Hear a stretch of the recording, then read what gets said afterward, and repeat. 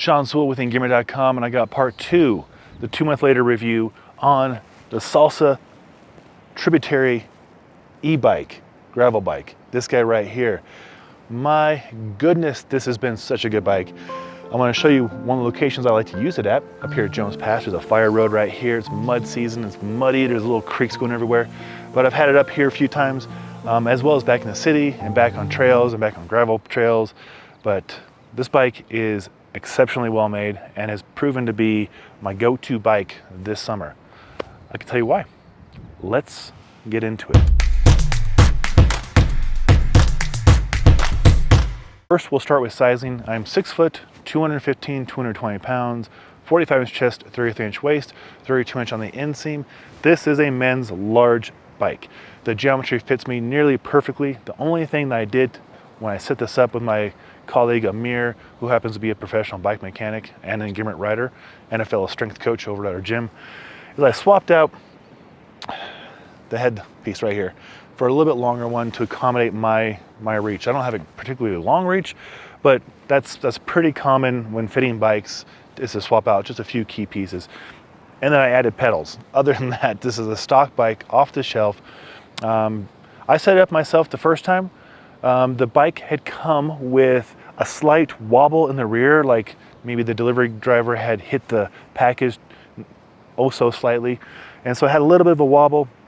So Amir, being the awesome bike tech he is, he went through spoke by spoke and readjusted everything so there's no wobble. It's true, as he says.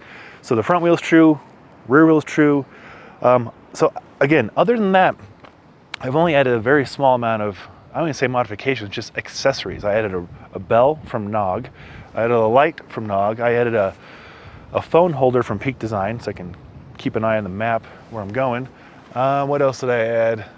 A little action camera holder for the 360, the Insta360 or GoPro. It came with 2 water bottle holders already installed.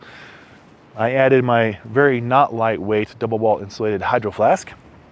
There are additional access points to attach different accessories, so you could totally take this bike packing. I mean, I think that'd be the ideal bike for bike packing.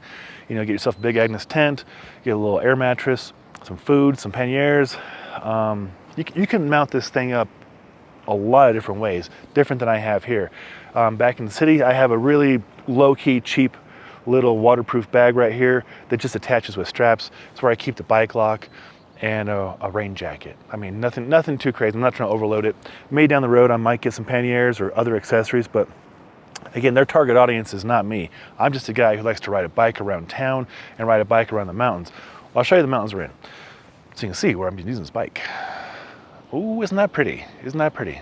There's Sean's run right there, my run, where I go splitboarding. And then back there in the valley is where I take the bike. A lot to explore. My dog is somewhere back there exploring. And then of course we were up here camping last night, had the whole place to ourselves. Yeah, this is where we go. This is what we do when we test the gear. I felt kind of bad because the last video was just shot in a parking lot by our gym.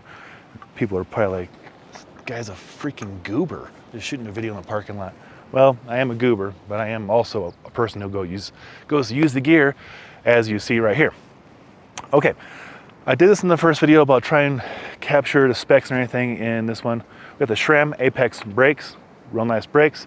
You get the SRAM, what is this one? It's a 12-speed. It's a SRAM shifter that I didn't know how to work the first day or two. Again, I'm not a bike expert. I'm just a guy who enjoys to ride a bike. But it's one click down, push in hard for 2 or more clicks up, or vice versa. So shift one direction, shift 2 the other direction, shift one direction, shift 2 or more the other direction. So the very first time I did it, I couldn't figure out how to get it back up, and I ran pushing the chain off the derailleur. I adjusted that. Thanks you, Amir, for fixing my stupidity.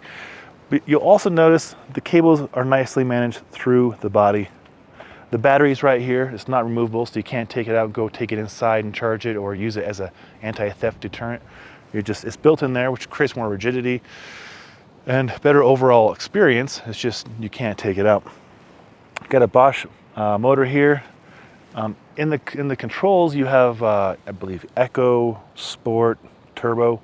I feel like there's a fourth mode. I never use it. I usually use Echo.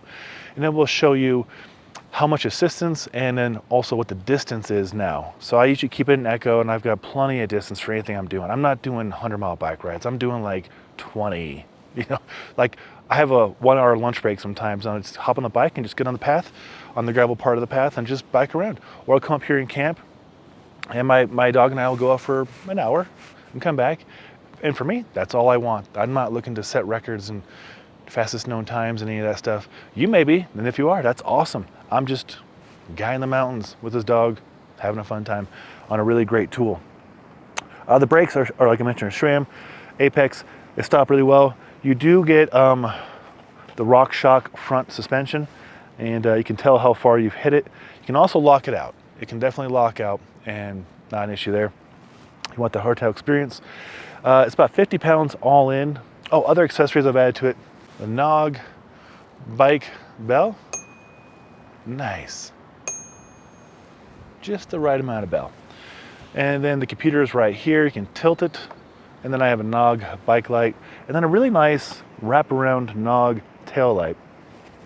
The seat will drop down. You get a control for that right about here. But yeah, you can push the button. The seat will drop. So if you are hard tailing it down a technical section, you don't want to get jammed in the rear, there you go.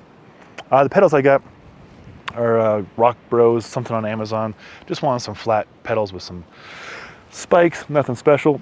29-inch by 2.3-inch tire with tubes currently. It's a good compromise between a mountain bike tire and a gravel tire. It's just nice in the middle. That's just well made. It's a Salsa. I've always enjoyed Salsa regular bikes, but never owned one. I always wanted to, and having this one now the last 3 months, it has been literally my daily driver.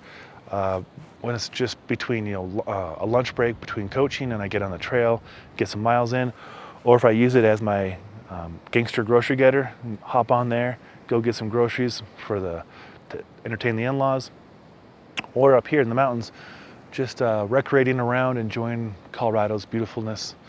It's been a lot of fun. I know a lot of you out there will be using this for much, much more aggressive use, and it can handle that. It can handle all the races and all the backpacking and all the crazy stuff you want to do with it, and I applaud you for that. If you do any of that, let us know. Put in the comments below what you did, what you enjoyed about it, and if there's anything that you would adjust or make better so that we can all have a great experience outside.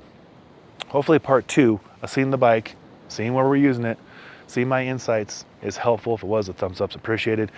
You want to see more content, more bike stuff? The summer's just starting. Actually, the first day of summer is in 2 days. It's actually also our wedding anniversary. We'll be back in the mountains, up in Leadville this time, testing out more gear.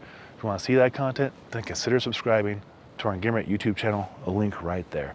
I'm Sean Sewell. My dog Chloe Sewell is chewing on a femur over at the other camp. I should get her. Till next time, take care.